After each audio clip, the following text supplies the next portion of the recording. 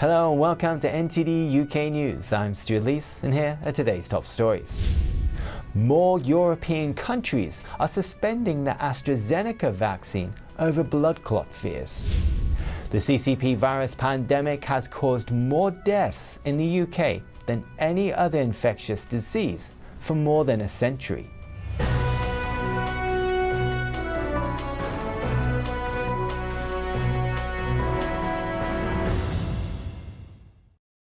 More European countries hit the pause button on the AstraZeneca vaccine over possible side effect fears. Meanwhile, the WHO says not to panic.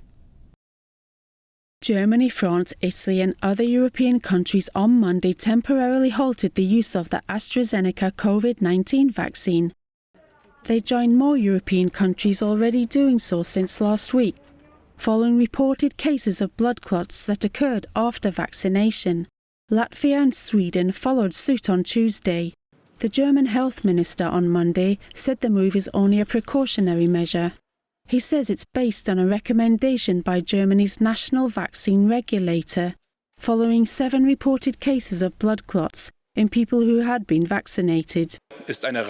We are all very aware of the consequences of this decision, and we did not take it lightly. But it has always been clear to me that this is a scientific decision, not a political one. On Tuesday, Foreign Secretary Dominic Raab reaffirmed the UK's position. The WHO says there's no current evidence to suggest the vaccine causes blood clots.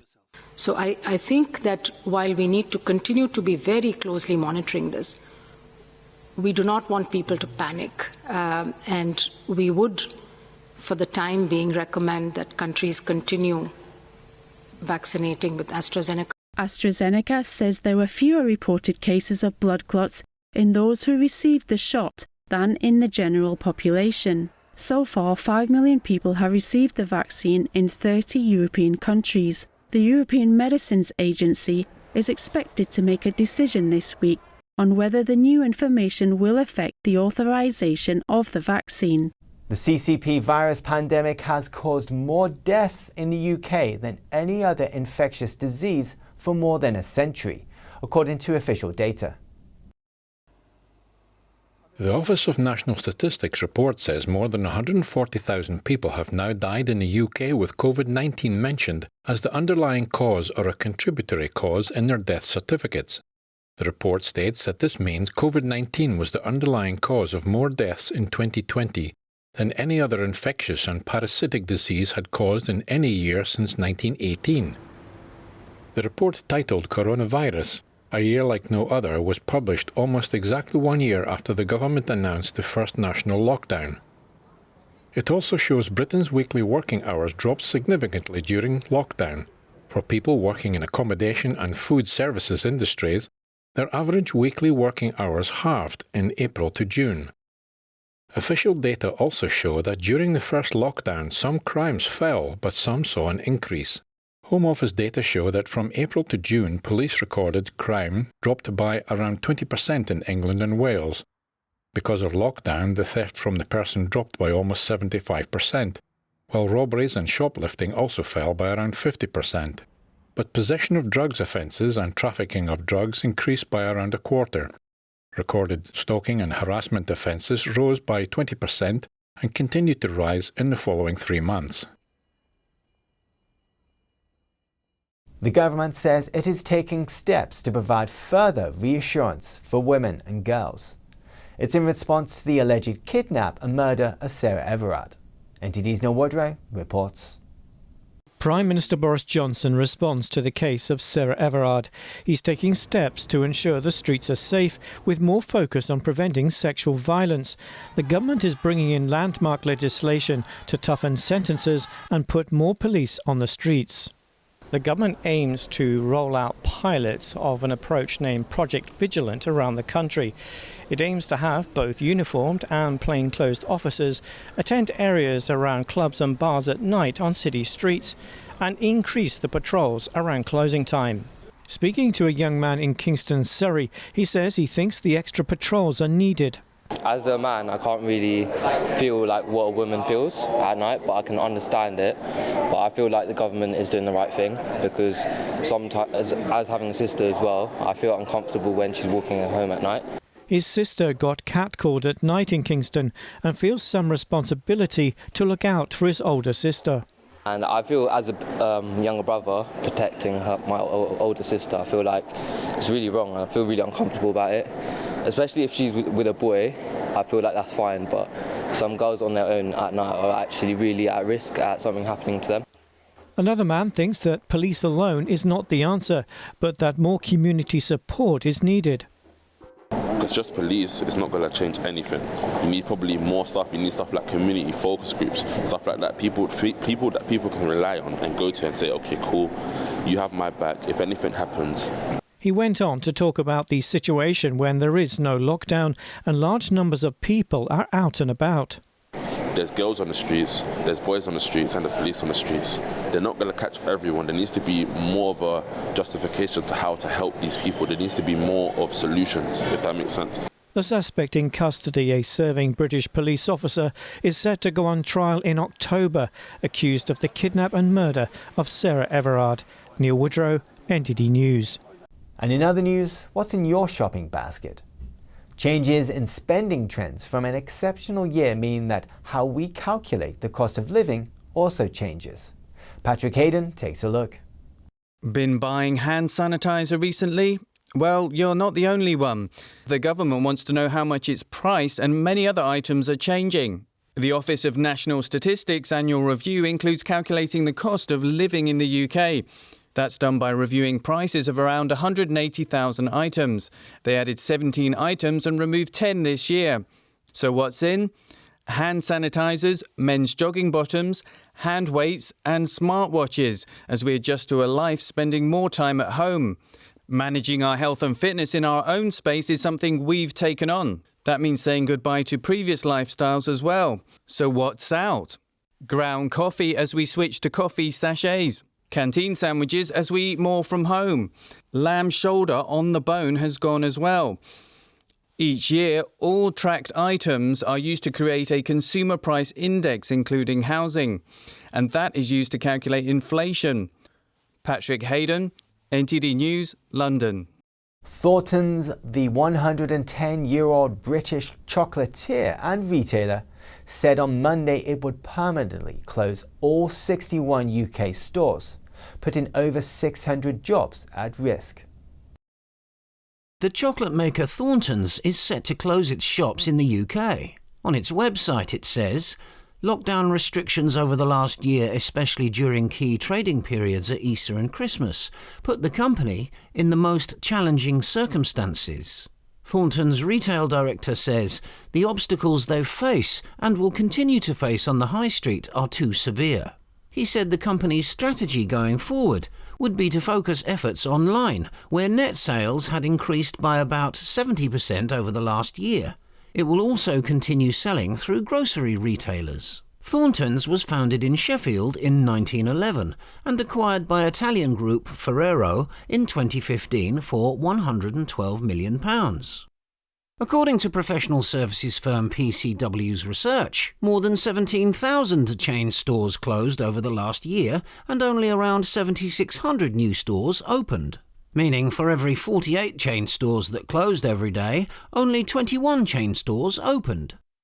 Police are investigating deaths at a hospital at the centre of a scandal surrounding the overuse of opiates. Hundreds of patients' lives may have been shortened.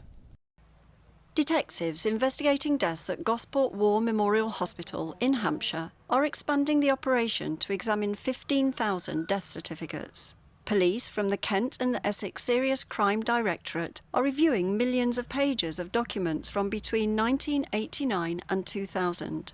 In 2018, an independent panel report found over 450 patients died after taking prescribed powerful painkillers. The report said another 200 people's lives may be shortened too. It said the Hampshire hospital had an institutionalised regime of prescribing dangerous amounts of opiate. The then Health Secretary, Jeremy Hunt, apologised for the deaths. Jane Barton, the doctor who prescribed the drugs, said she acted with compassion and denied any wrongdoing. In 2010, though the General Medical Council found she was guilty of serious professional misconduct, she was not fired. The Crown Prosecution Service didn't prosecute her because of insufficient evidence. A short-lived happy end for Dora the dog and her owner. After 11 days apart and 65 miles, they're reunited. Last month in Lydd, Kent, a man talked to the 70-year-old owner and then ran off with her dog, a pug named Dora. 11 days later, the dog was found 65 miles away, wandering alone in a park in Bexley Heath, southeast London. Dora was returned to her owner the next day. Although happy to be reunited, the owner then reported that her other dog is now missing.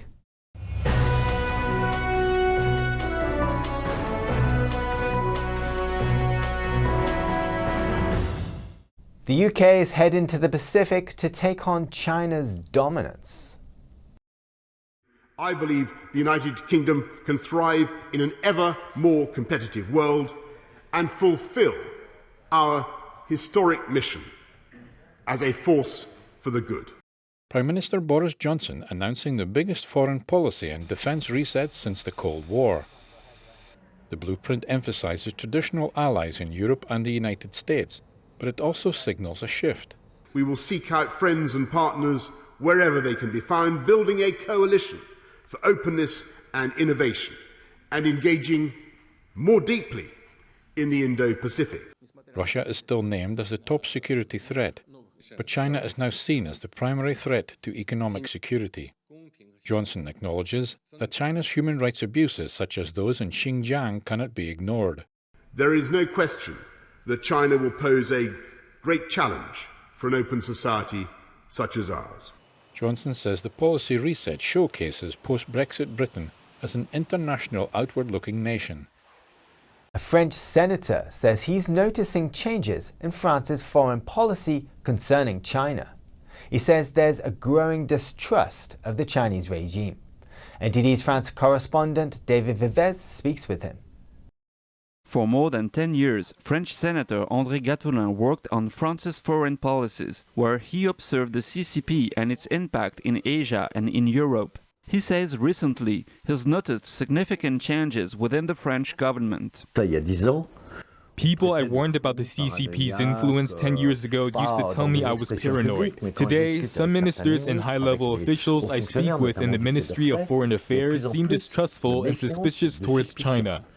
Gattolin says there are several telling examples of that. One is Confucius Institutes closing down in various universities across Europe. In the Netherlands, 2 Confucius Institutes have recently been closed over suspicion of spy activities from the CCP. It seems the CCP thought it would be easy, but that's not the case. But Gattolin says Chinese officials, CCP, are bolder than ever when they approach French officials and in what they are asking from them, in their attempts to influence decision-making. The CCP is getting more aggressive and bold. Though it's quite easy to close the Confucius Institute, it's harder to stop the CCP's attempts to influence the universities through the networks it's in and the funding it gives. A poll published in November 2020 shows that around 70% of people in France have negative or very negative feeling towards the Chinese regime. David Vives, NTD News, Paris. Now to Texas in the US, the state's Governor Greg Abbott claimed the White House is withholding important information from his state's officials. Information on how many illegal immigrants who have crossed the border have tested positive for the CCP virus. Governor Abbott told Fox News on Sunday that there are illegal immigrants coming across the U.S.-Mexico border who have the virus. He accused the Biden administration of refusing to give his state data on how many migrants have the virus, data Abbott says he expects. Federal facilities have been quickly filling up with migrants over the last few weeks. That's as an increasing number of illegal immigrants pour across the border. Abbott says that's because Biden has relaxed immigration policies. What's more, on Saturday, Biden directed FEMA to assist at the border. That's in response to record numbers of illegal immigrants arriving, and that includes unaccompanied minors. The Emergency Management Agency will support the government effort over the next 3 months. It'll be receiving, sheltering, and transferring unaccompanied children who cross the border illegally. That's according to DHS, which FEMA is a part of. Alejandro Mayorkas, who heads the department, issued a statement saying, "I am incredibly proud of the agents of the Border Patrol who have been working around the clock in difficult circumstances to take care of children temporarily in our care. Yet, as I have said many times, a Border Patrol facility is no place for a child." His announcement comes as the number of unaccompanied minors crossing the border is the highest it's been since the last crisis in 2019. A lawyer representing those unaccompanied children explained what the kids went through at the border facilities. The children allegedly said the overcrowding is so bad some had to sleep on the floor, and they were only allowed to shower once. Others allegedly told lawyers about how they never saw the sun. A new hotel in China features live polar bears. But one animal rights group says polar bears belong in the Arctic, not in a hotel. A hotel that bills itself as the world's first polar bear hotel has opened in northeast China. It draws both guests and criticism for its central feature, live polar bears. The Polar Bear Hotel is part of the Harbin Polar Land theme park. It opened last Friday with the promise of round-the-clock polar bear viewing from all 21 guest rooms. Photos and videos from Chinese state media and the theme park showed 2 polar bears in an indoor enclosure featuring artificial ice and small pools of water. A spokeswoman for Harbin Polar Land said the photos depicted only part of the bear's total enclosure. She said they could go to an outdoor area when temperature and air quality conditions permitted. Conservationists are criticizing the hotel. PETA says that polar bears belong in the Arctic, not in zoos or glass boxes and aquariums, and certainly not in hotels. It says the bears are active for up to 18 hours a day in nature, roaming home ranges that can span thousands of miles where they enjoy a real life. Millions of daffodils growing in the fields of Lincolnshire are waiting to be picked. But this year, there's a shortage of pickers. This host of golden daffodils herald the start of spring. But for farmers, these open blooms signal loss. The flowers need to be picked while they are still in bud. Every spring season we require a certain number of people to crop the cut flowers, the cut daffodils in the fields. And normally we'd use 150 people to do that job, but those people just are not available. So this year it's 25. Most seasonal workers decided not to come, so this year pickers are at a premium. Usually Taylor's bulbs harvest about 25 million daffodil stems, but they say only 6 million or so will be cut this year. This farm is in Lincolnshire, one of the largest flower-producing areas in England. Another director of this family firm says the shortage of pickers is due to this year's exceptional circumstances. Well, even if we had 1,000 pickers in this field, we wouldn't harvest all the flowers. It'd be impossible. There are millions of flowers in this field. So there are always flowers that are left over, but we are picking less flowers than we normally would. And again, as I said, it was down to 2 things, partly Brexit, partly COVID. There's been no government provision to allow migrant workers from the EU to enter UK to do this line of work. So far, it has only covered food crops, but not flowers. The government has come up with a seasonal workers scheme, but unfortunately ornamental horticulture was not included in the pilot. We have been promised that it will be included in the future, but we don't know exactly when that's going to start. And so it's presenting us with an issue because we need to plan ahead. With pandemic lockdown restrictions disrupting international travel, the usual Romanian pickers stayed away. Taylor's Bulbs are an established firm of over 100 years, supplying flower bulbs to the UK and Ireland. That's the news for today, and thanks for tuning in. I'm Stuart Lees.